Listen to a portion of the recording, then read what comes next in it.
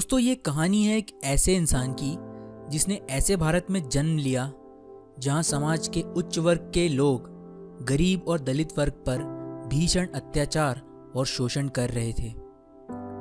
लेकिन समाज की इस घृणा, अपमान और तिरस्कार के बावजूद उन्होंने ऐसी शिक्षा हासिल की जिसकी बदौलत वो भारत के संविधान के निर्माता बन गए। दोस्तों, मैं बात कर रहा हूँ डॉक्टर भीमराव अंबेडकर जी की, जिनका जन्म 14 अप्रैल 1891 को मध्य प्रदेश के मऊ गांव में पिता रामजी मालोजी सकपाल और मां भीमाबाई की 14वीं संतान के रूप में हुआ। उनके पिता रामजी ब्रिटिश सेना में मऊ छावनी में एक सैनिक थे।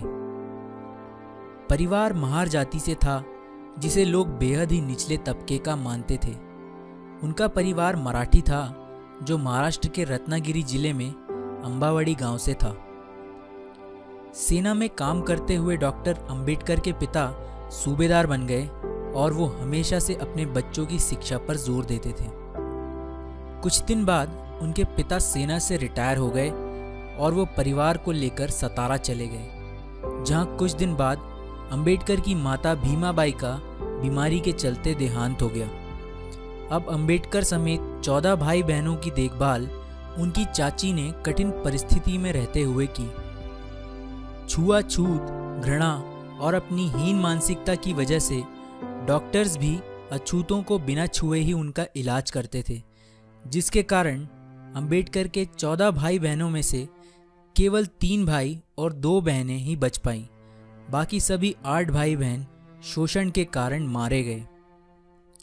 आस पड़ोस में सभी हिंदुओं के बच्चे स्कूल जाते थे, जिन्हें देखकर भीमराव जी भी मन ही मन कुढ़ा करते थे।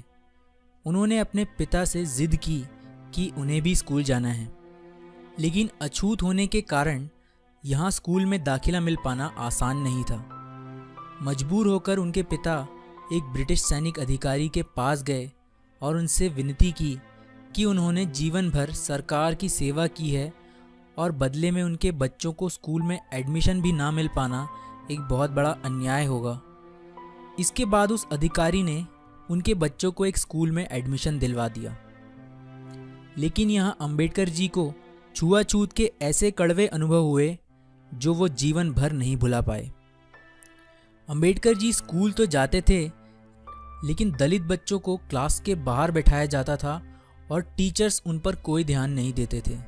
यहाँ तक कि अंबेडकर जी को कोई छूता तक नहीं था।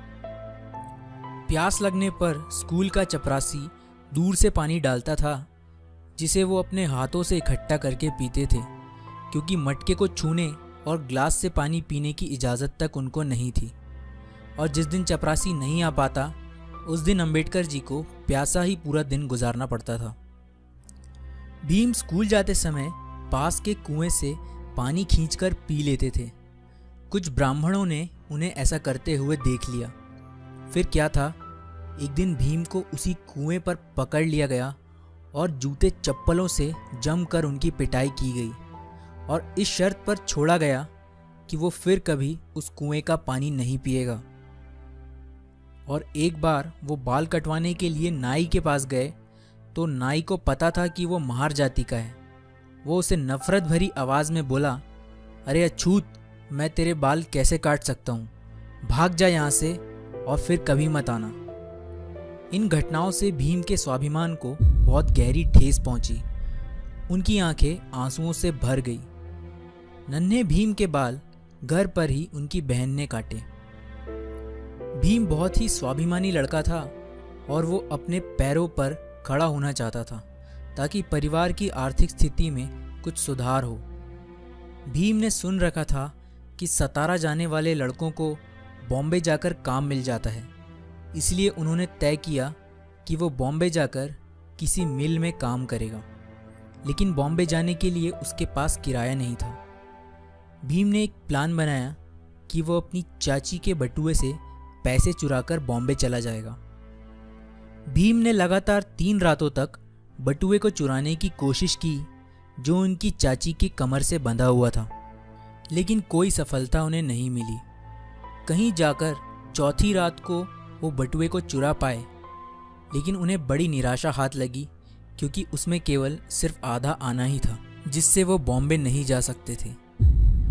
4 रातों के इस एक्सपीरियंस ने भीम को अंदर तक हिलाकर रख दिया। इसके बाद उन्होंने एक नई योजना बनाई जिसने उनके पूरे जीवन को बदल कर रख दिया। उन्होंने निश्चय किया कि वो पढ़ लिख कर अपने परिवार के लिए रोजगार प्राप्त करेंगे और अपने अंदर की सभी बुरी आदतों को छोड़ देंगे। किस्मत ने भी भीम का साथ दिया। उनके सूबेदार पिता रिटायर होने के बाद नौकरी की तलाश में बॉम्बे जाकर बस गए और यहीं के मराठा स्कूल में उन्होंने भीम का एडमिशन करा दिया। यहाँ पर उन्होंने हॉवर्ड की इंग्लिश रीडर और बहुत सी अन्य किताबों का अपनी पिता की देखरेख में रहते हुए अध्ययन किया। अपनी पढ़ाई के अलावा वो बहुत सी और ग्रंथ और बुक्स पढ़ने लगे। उनकी इस आदत से उन्हें बुक्स कलेक्ट करके पढ़ने का शौक लग गया। उनके पिता पर उनका यह शौक काफ़ी महंगा पड़ रहा था, लेकिन वो चाहते थे कि भीम पढ़ लिख कर बड़ा आदमी बने। उन्होंने कर्ज लेकर भीम को बॉम्बे के एल्फिंस्टन हाई स्कूल भेजा, लेकिन यहाँ भी छुआछूत ने उनका पीछा नहीं छोड़ा। एक बार टीचर ने भीम से बोर्ड पर एक मैथ्स का सवाल हल करने को कहा। जैसे ही भीम बोर्ड की तरफ बढ़ा, अगड़ी जाति के हिंदू बच्चे चिल्ला उठे, सर भीम अछूत है, उसे रोकिए। दरअसल बोर्ड के पास उन स्टूडेंट्स के लंच बॉक्स रखे हुए थे जो भीम की परछाई पड़ने से अपवित्र हो सकते थे। इस डर से सभी बच्चों ने अपने डब्बे वहां से फौरन उठा लिए। इन डब्बों की खटर खटर आवाज भीम के कानों से उसके दिल में उतर गई, जिसने उसे पूरी तरह से तोड़ दिया। हालांकि उन्होंने उस प्रश्न को सेकंड्स में हल कर दिया जो कोई नहीं कर पाया था, जिसे देखकर टीचर समेत सभी स्टूडेंट्स भौंचक्के रह गए थे। इसके बाद उन्होंने हाई स्कूल पास किया और 16 वर्ष की उम्र में उनका विवाह 9 वर्ष की रमाबाई के साथ कर दिया गया। कॉलेज की पढ़ाई के लिए उन्होंने एल्फिंस्टन कॉलेज में एडमिशन लिया। पढ़ाई के दौरान भीम की मुलाकात एक टीचर केलुस्कर से हुई, जिन्हें पहली ही मुलाकात में भीम ने बता दिया था कि मैं एक अछूत हूँ, मुझसे कृपया दूर रहें।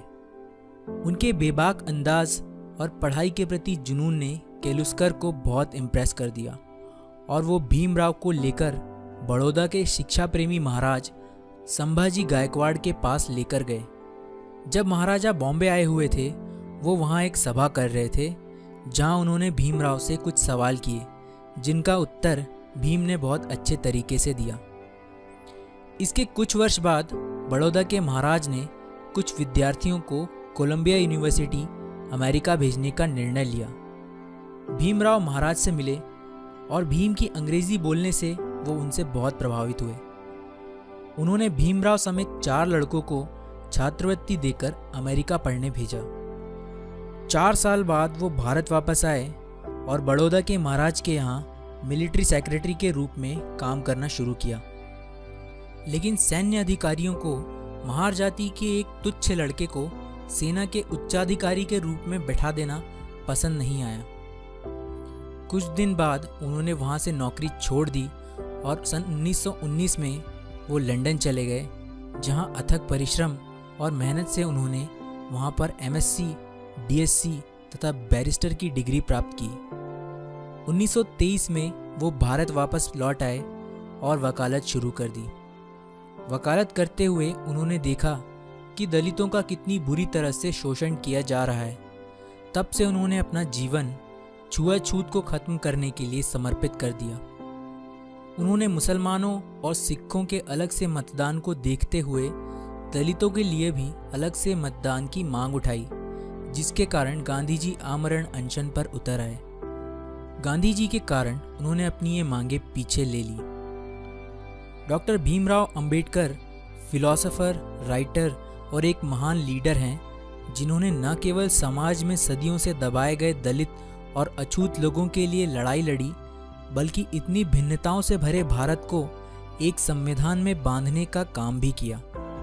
जब आज़ादी के वक्त भारतीय नेता आज़ादी और नए संविधान स्वयं बनाने की बात कर रहे थे, तब ब्रिटेन के प्रधानमंत्री विंसेंट चर्चिल ने कहा था, बनाने दो भारतीयों को अपना संविधान, भारत में इतनी डाइवर्सिटीज़ है कि इसके लिए एक कानून बनाना इम्पॉसिबल है। भारत जल्दी ही बिखर जाएगा और टूट जाएगा। लेकिन इतिहास गवाह है, अंबेडकर जी ने इतने कम समय में भारत को दुनिया का सबसे बड़ा लिखित संविधान बनाकर दे दिया। इसके बाद 1950 में अंबेडकर जी बौद्ध धर्म के सम्मेलन में श्रीलंका गए। भारत लौटने के बाद उन्होंने नागपुर में 14 अक्टूबर 1956 को अपने लाखों अनुयायियों के साथ हिंदू धर्म त्याग कर बौद्ध धर्म की दीक्षा प्राप्त कर ली। अंबेडकर जी ने हिंदुओं में प्रचलित जाति प्रथा की घोर निंदा की। इसके लगभग 2 महीने बाद 6 दिसंबर 1956 को बीमारियों की वजह से उन्होंने अपनी अंतिम सांसें ली। उनका अंतिम संस्कार बौद्ध धर्म के रीति अनुसार हुआ। दोस्तों, अंबेडकर जी की मौत के कई वर्षों तक कांग्रेस की सरकार रही, जिसके नेताओं ने जीते जी खुद ही को भारत रत्न तो घोषित कर दिया, लेकिन भारत माँ के असली रतन यानी डॉक्टर अंबेडकर जी को 1988 में वीपी सिंह की सरकार आने पर ही भारत रत्न मिल पाया।